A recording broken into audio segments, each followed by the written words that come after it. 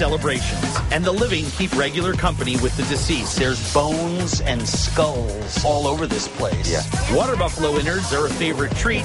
Just at the end there, you can make out all 3 layers of the stomach lining. Bullfights bring the action into the spectator's lap. Loser ran away! Look at that!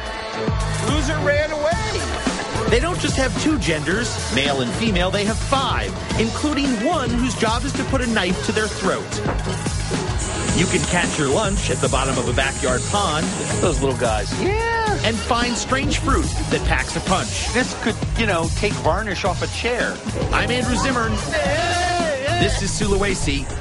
And this is a bizarre world. Watch out, my head. I can't fit through the kitchen door. I've never been a mainstream kind of guy. I'm into exploring the fringes of a culture, especially when it comes to the food. I'm after the authentic experience. And figure, if you want to learn what other people's lives are really like, you need to dive face first into the most unusual and unexpected traditions around the globe.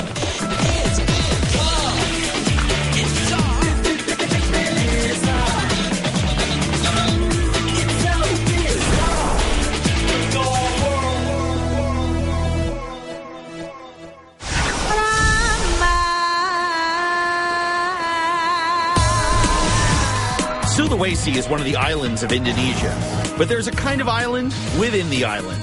It's called Tanah Toraja, a land that's more than a mile high, surrounded and largely sealed off by mountain peaks.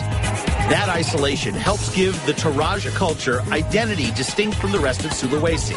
They're Christians in a country that's almost 90% Muslim. They prepare food in a style all their own.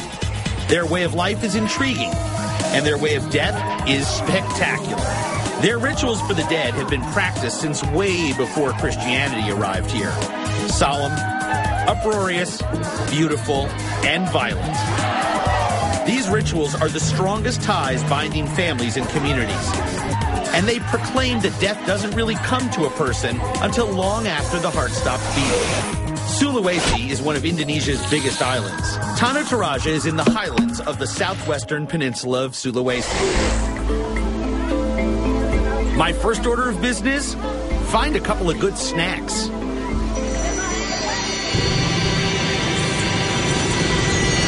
Toraja's biggest city is Rontepao, and the social economic hub of Rontepao is the market. Today I'm tagging along for a shopping trip with my friend Dini Yusuf, her mother-in-law Danny, and Aunt Rena. Dini's a former bank executive who blogs about indigenous Toraja culture. In a land of few refrigerators, people need their food ready to eat. And that means fresh and already chopped or shredded, like these coconuts.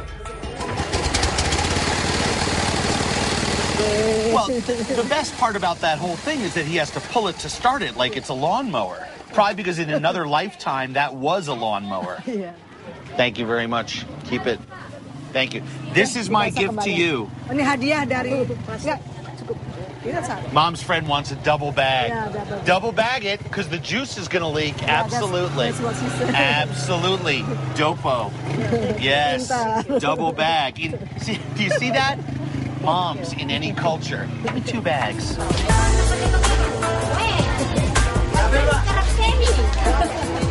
Is that tobacco? Wow. Mama. Oh, beautiful. Beautiful. Does it smell?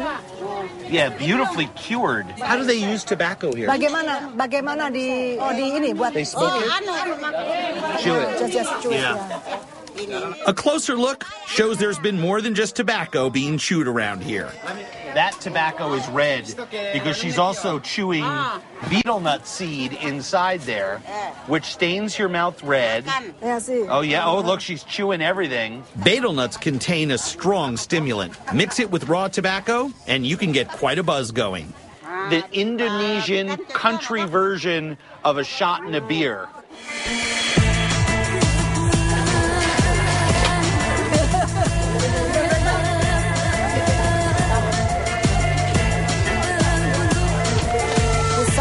I've never seen those before. The snake skin fruit. Snake skin fruit? Yeah.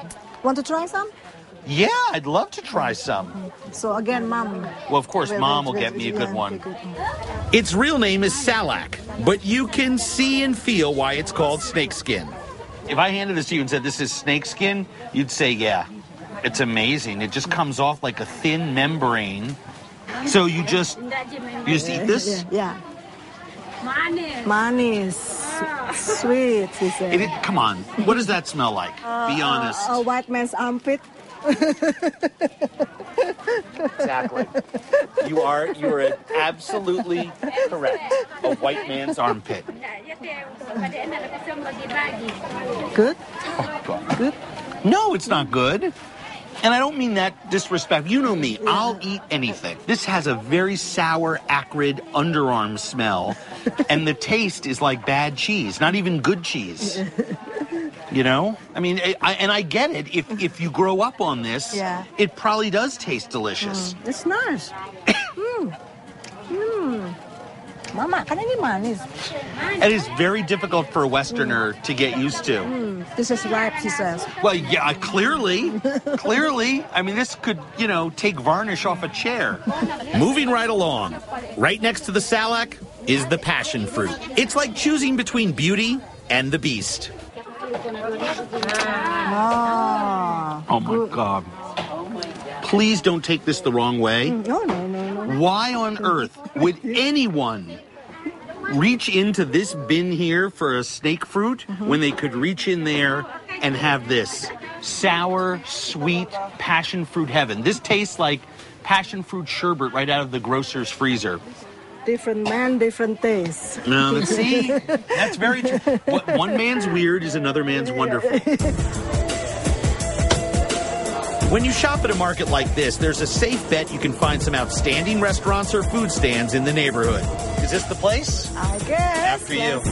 Like this one, selling koto makassar. That's water buffalo soup. Tongue, intestines, lungs, heart.